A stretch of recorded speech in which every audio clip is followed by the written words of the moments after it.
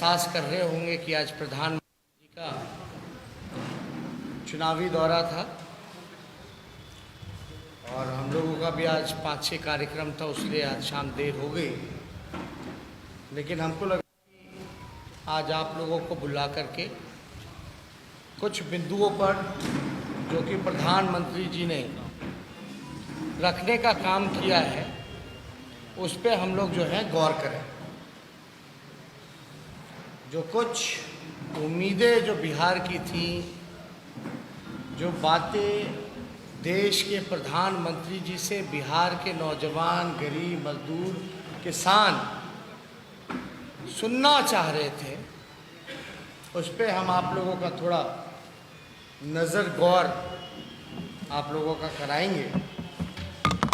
माननीय प्रधानमंत्री जी ने कहा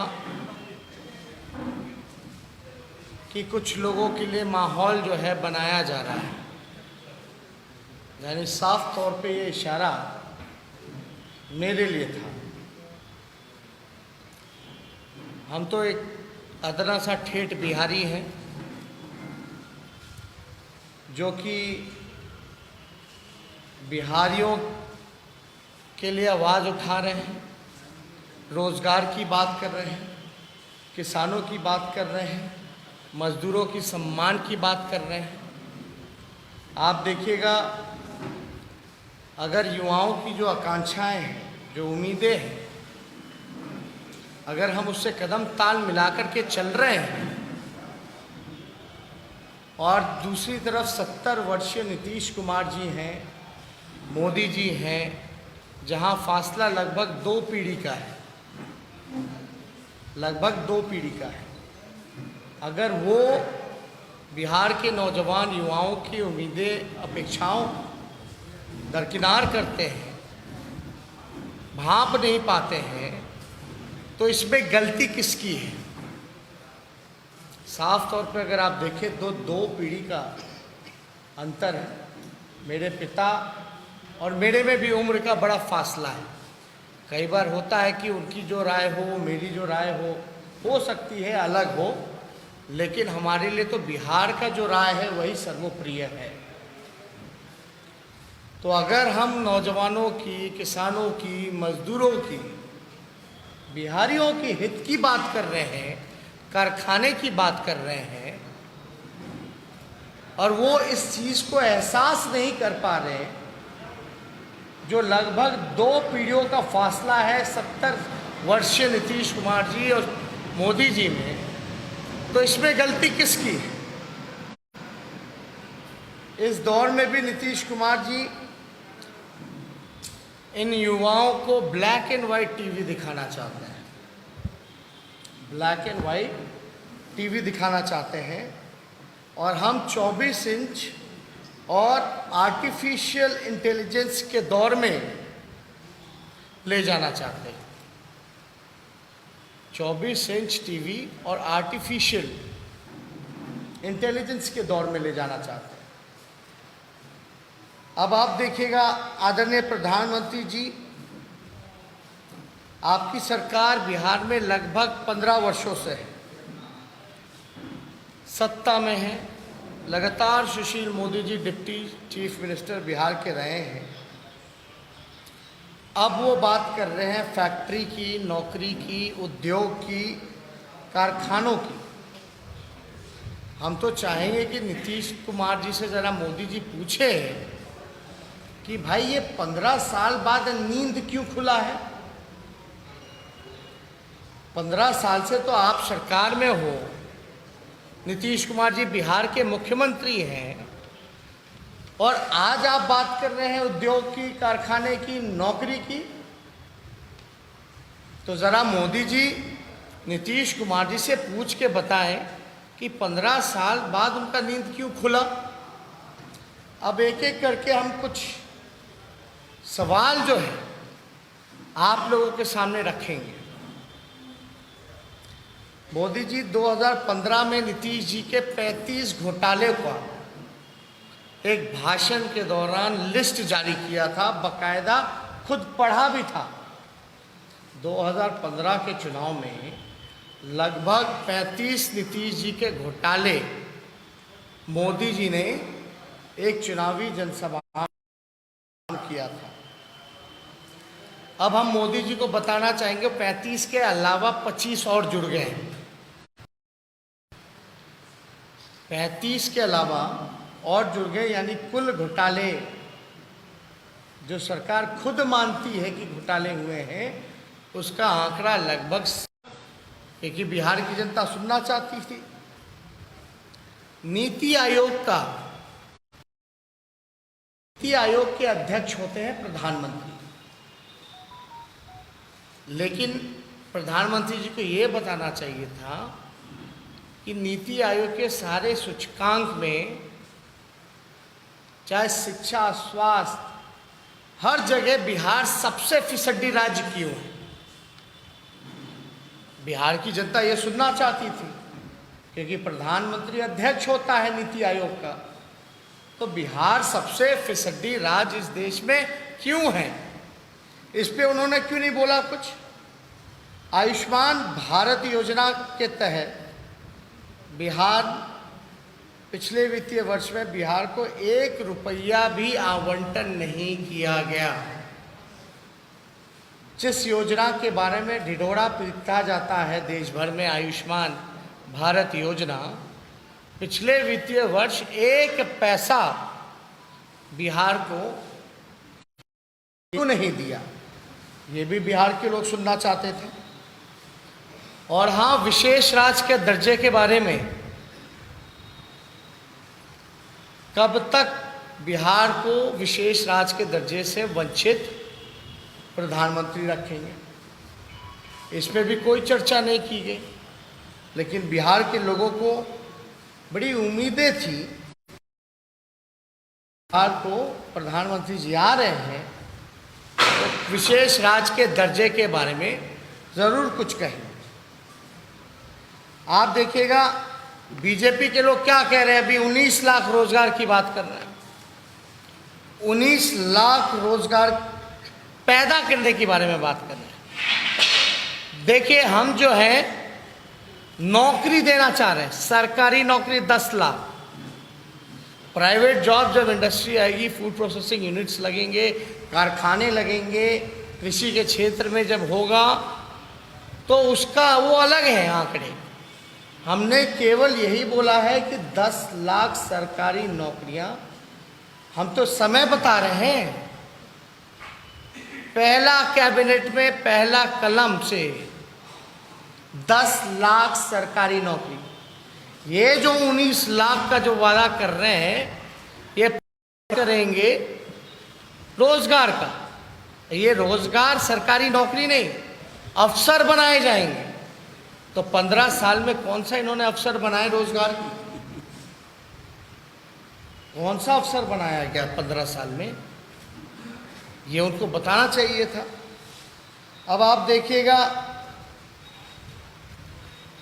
बीजेपी किसी भी अपने राज्य में, जहां भी उनकी सरकार है, जिस राज्य में भी, अगर 5 साल में अगर 5 लाख नौकरियां भी दी है तो बता दें।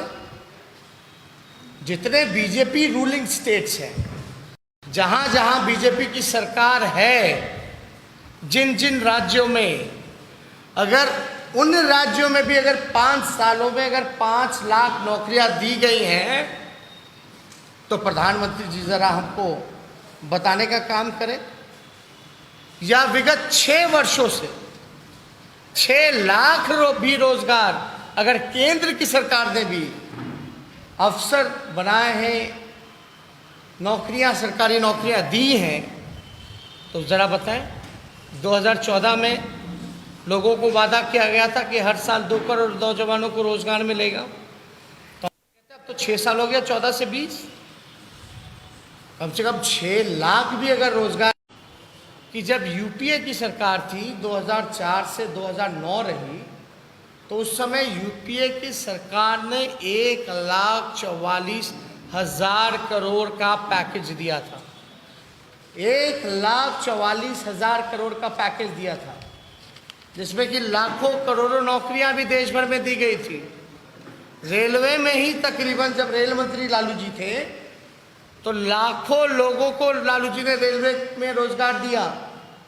रोजगार ही नहीं दिया बल्कि बिहार में 3-3 कारखाने रेलवे के लगाए, छपरा, मढ़ौरा, परसा, मधेपुरा। उन 5 सालों में यूपीए के हम बताना चाहते, लेकिन इस 6 साल में कितना मिला। और ये भी जानकारी प्रधानमंत्री जी को दे दें कि यूपीए की सरकार में केंद्रांश का लगभग 90% लगता था और बिहार जैसे राज्य का 10% लगता था। अब क्या हो गया? 50-50 हो गया है। बिहार गरीब है, यानी 50% कोई भी योजना का 50% बिहार सरकार देती है, लेकिन पहले केवल 10% बिहार सरकार देती थी। ज़्यादा भार केंद्र उठाती थी। उस समय विद्युतीकरण में ही योजना में देख लीजिए, अब नाम बदल दिया गया, दीनदयाल उपाध्याय विद्युतीकरण योजना कर दिया गया और भार जो है लगभग 50-50 का हो गया। उस समय रघुवंश जी थे, मनरेगा मिला, रोजगार के अवसर पैदा किए गए, कई किलोमीटर ग्रामीण सड़क बनाए गए, गांवों को सड़क से जोड़ने का काम किया गया यूपीए में। लेकिन इस पे क्या प्रधानमंत्री जी को जानकारी है भी कि नहीं कि 1,44,000 करोड़ का पैकेज मिला। तो इस बार कौन सा पैकेज का ज़रा हिसाब ज़रा दे दें, पैकेज जो दिया भी है कि नहीं दिया। बाढ़ आई, लगभग 85 लाख आबादी इफेक्ट हुई। बाढ़ के लिए, सुखाड़ के लिए लोग सुनना ना चाहते थे बिहार के लोग कि भाई प्रधानमंत्री जी आ रहे हैं। बाढ़ का तो इंटरनेशनल इशू है, नेपाल से पानी छोड़ा जाता है, आता है। इसके लिए क्या था? इस पे तो उन्होंने कोई भी चर्चा प्रधानमंत्री जी ने नहीं किया। और आपको आखिरी बात हम याद दिला दें कि 2014 के चुनाव में प्रधानमंत्री जी ने मोतिहारी में सभा की थी, तो वहाँ जो चीनी मिल जो बंद पड़ा हुआ है उसकी चर्चा की थी कि भाई हम प्रधानमंत्री बन जाएंगे तो यहीं की चीनी मिल का चीनी का चाय हम जब भी आएंगे तो पिएंगे। उसके बाद कई बार मोतिहारी गए, लेकिन उस कारख चीनी मिल से खुला नहीं, कोई धुआं नहीं निकला।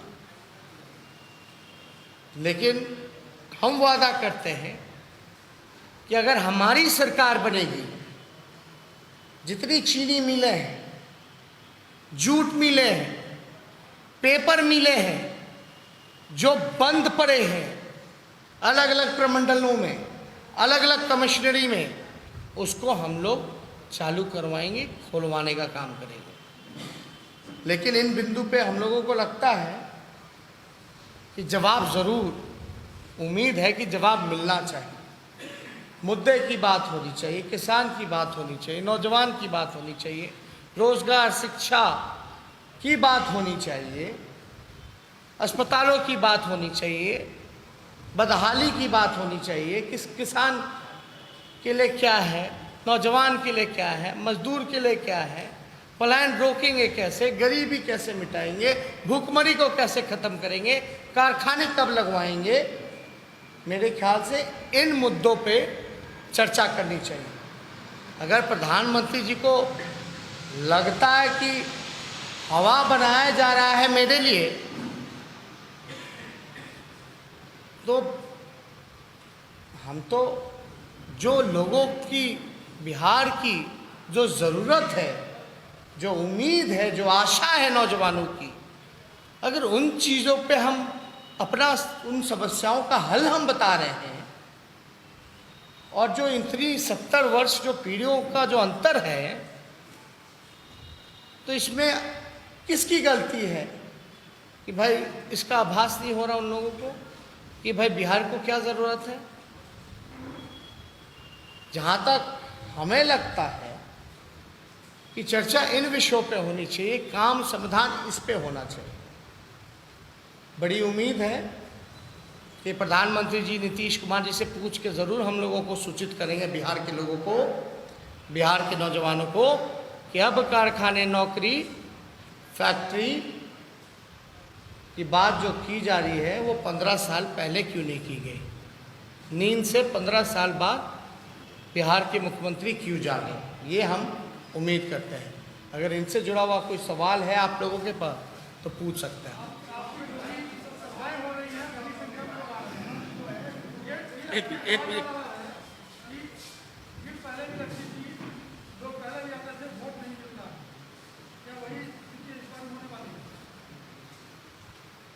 एक हम बात बता दें कि लोग जो हैं गुस्से में नहीं है, गुस्से में नहीं है, बल्कि मौजूदा सरकार से नफरत करने लगे हैं। ये भारी अंतर है। और लोगों की उम्मीदें जो हमने विकल्प दिया है, जो अपना विजन बिहार के सामने रखा है, उससे लोगों की आशाएं, उम्मीदें बढ़ी हैं। लोगों का विश्वास हम पर बना है। उनको ये लगता है कि ये नौजवान हमारी बात को समझ रहा है, उठा रहा है, ये जो कहेगा वो करेगा। और हमने संकल्प पत्र में भी लिखा है, संकल्प बदलाव का जो कि सच होने वाला है।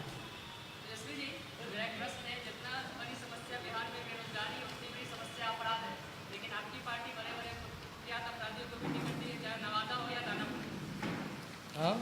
आपकी पार्टी कुख्यात अपराधियों को भी टिकट दी है, चाहे वो नवादा हो या दानापुर। विवाद देवी पे कौन सा आपराधिक मामला है? देखिए, जो भी टिकट जिसको मिला सुप्रीम कोर्ट के सारी गाइडलाइंस को मानते हुए मिला। अगर आप दूसरी तरफ अगर आप बात करें तो आप चले जाइए, मंजू वर्मा जी को टिकट मिला, जो गोपालगंज के वैगनपुर वाले अमरेंद्र पांडे हैं उनको मिला, धूमल सिंह जी की वाइफ को टिकट मिला।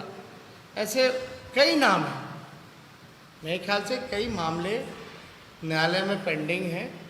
जब तक अंतिम जजमेंट नहीं आ जाता आप किसी को गुनहगार नहीं मान सकते। चले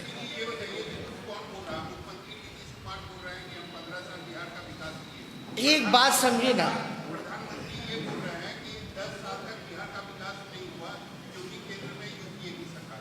देखिए हास्यास्पद बातें हैं। अब बात कर रहे हैं रोजगार की, अब बात कर रहे हैं फैक्ट्री की, तो 15 साल पहले क्यों नहीं हुआ? पहली बात, एक बात समझिए, जब नौकरी की जब बात, रोजगार की बात जब की जा रही है तो हमारे रोजगार नौकरी में अंतर है। हम सरकारी नौकरी 10 लाख दे रहे हैं, वो नौकरी दिलाने की बात कर रहे हैं, अवसर पैदा कराने की बात कर रहे हैं। समय नहीं बता रहे कि कब करेंगे, ये नहीं बता रहे। कुछ दिन पहले नीतीश कुमार जी ने हास्यास्पद कहा था मेरी बात को लेकर के। अब बिहार का एनडीए का चेहरा कौन है मुख्यमंत्री पद का? नीतीश कुमार। नीतीश कुमार जी ने तो हाथ खड़े कर दिए कि लैंडलॉक्ड स्टेट है, कारखाने नहीं लग सकते, और नौकरियां तो 10 लाख हास्यास्पद है। बीजेपी कहती है कि हम 19 लाख जो है रोजगार देंगे। कौन करेगा? नीतीश कुमार करेंगे कि बीजेपी करेगा? मुख्यमंत्री कौन होगा? उनका जो मुख्यमंत्री होगा उसने तो हाथ खड़े कर दिए। तो ये बेवकूफ बनाने की बात है, जुमलेबाजी है। इस पे जो हमने उत्तर की अपेक्षा की है, जो सवाल पूछे हैं, वो मिलना चाहिए। बस एक प्रतिबद्ध प्रेस कॉन्फ्रेंस था। बस मैं एक महत्वपूर्ण सूचना देना चाहता हूँ। माननीय राष्ट्रीय अध्यक्ष के निर्देशानुसार एवं जिलाध्यक्ष के पत्र की अनुशंसा में के आलोक में पार्टी के अधिकृत उम्मीदवारों के विरोध चुनाव लड़ने तथा दल विरोधी गतिविधियों में शामिल रहने के कारण पद एवं पार्टी से निम्नलिखित व्यक्तियों को 6 वर्षों के लिए निष्कासित किया जाता है। श्री राजेश कुमार, पूर्वी चंपारण; मोहम्मद जफर आलम, सहरसा; मोहम्मद नेबतुल्ला, गोपालगंज; श्री सुरेंद्र कुमार राय, मुजफ्फरपुर; श्री लक्ष्मी नारायण प्रसाद यादव, पूर्वी चंपारण; श्री अंबिका सिंह यादव, कैमूर; श्री कृष्णा कुमारी यादव, खगड़िया; श्री प्रकाश चंद्रा, औरंगाबाद; श्री धर्मेंद्र चंद्रवंशी, औरंगाबाद; श्री गोपाल कृष्ण उर्फ चंदन यादव खगड़िया, श्री महेंद्र यादव नालंदा, श्रीमती प्रेमा चौधरी नवादा, श्री शंकर राय मुजफ्फरपुर। धन्यवाद। जय हिंद। करियर इंस्टीट्यूट के साथ शिखर करियर इंस्टीट्यूट पूर्वी भारत में एकमात्र कोचिंग संस्थान जो एक्सक्लूसिवली है मेडिकल एंट्रेंस एग्जाम के लिए।